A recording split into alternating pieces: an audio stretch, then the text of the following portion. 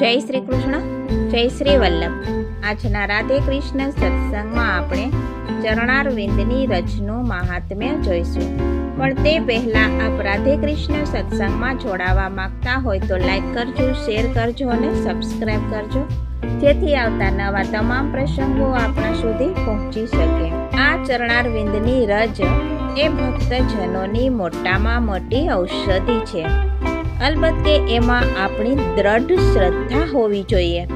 માટે આપણે ત્યાં સેવામાં એવો પ્રકાર બતાવ્યો કે ઠાકોરજીના ચરણ સ્પર્શ કરીને એ ટેરવા પર પ્રસાદી જળ લઈને મુખમાં મૂકવું, જેથી ભગવત ચરણારવિંદની રજ જલની સાથે મિશ્રિત થઈને હૃદયમાં પધારે અને આપણા આંતરિક શરીરને શુદ્ધ રાખે.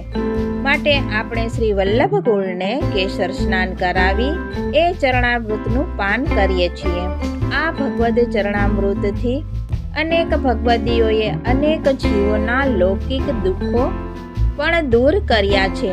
ભગવદ ચરણ રજમાં આવી દિવ્ય અવર્ણનીય શક્તિ છે.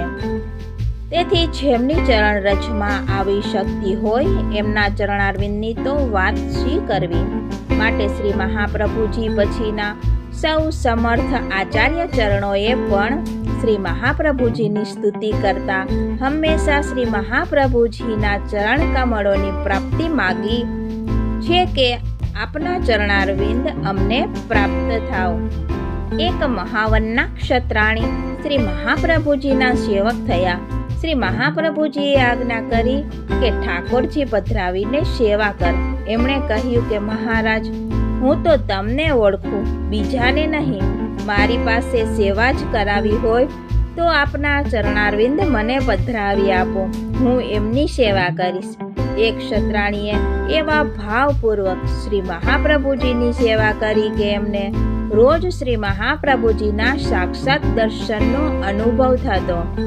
શ્રી હરિરાય ચરણ અહીં આજ્ઞા કરે છે કે આપણા ચિત્તને શ્રી પ્રભુ અને શ્રી મહાપ્રભુજીના ચરણ કમળોમાં રાખજો. સતત શ્રી કૃષ્ણ શરણમ અને શ્રી વલ્લભ શરણમનો મનમાં જપ કરતા કરતા શ્રી પ્રભુના અને શ્રી મહાપ્રભુજીના ચરણારવિંદોનું ધ્યાન કરવું. કેવા કોમળ કમળ જેવા ચરણારવિંદ છે, કેવા ગુલાબી વર્ણ છે. એ બંને ચરણારવિંદના 10 નખચંદ્રોની શોભા કેવી અલૌકિક છે. એ ચરણ કમળોમાંથી કેવી અલૌકિક સૌરભ પ્રસરે છે.